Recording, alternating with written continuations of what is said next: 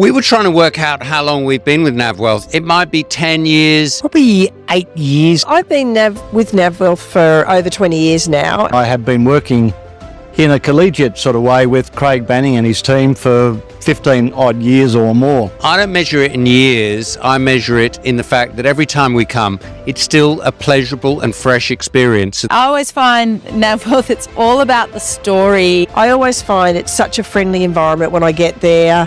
There's nothing stuffy about it.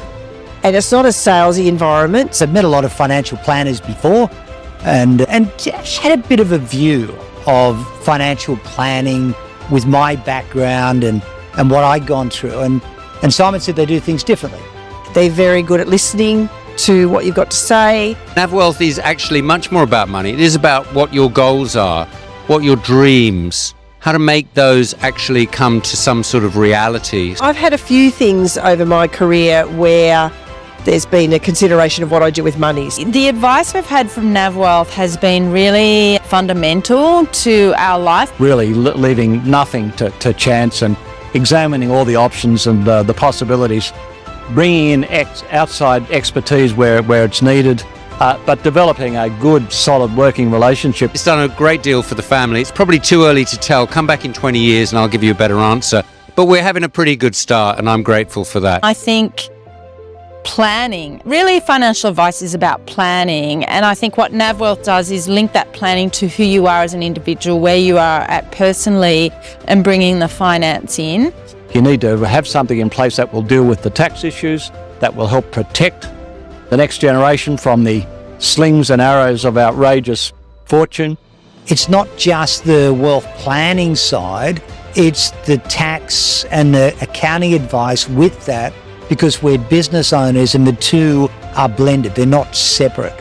We've used Navwealth to introduce us into property advice and other advice, but I'm also a coach, so I think that for us as humans, the need for advice to get out of ourselves and get perspective and context is so important, and to be able to sort of lean on people. To have Simon's great advice on the accounting side, but then have Andrew sort of challenging that from a wealth planning about whether you can get that and all the rest. And at one stage I didn't even talk. These two were just brainstorming backwards and forwards. But to me as a business owner, it was absolutely fantastic. And to see that interaction. Being able to have somebody who you could talk to, who was thinking about your future and help you be more accurate in your planning and understand where you wanted to be at a certain time in your life. There is nothing more important for a family to do than to do proper, effective, working, practical estate planning. I think Craig recognises that, so we work symbiotically because much of what he is doing for the client while they are alive needs to be embedded in the plans for passing this wealth on to the next generation. I first started with Craig, and as things grew, I used to joke with him and saying he dumped me. And he dumped me for Stuart, who was much more handsome, so I was much happier.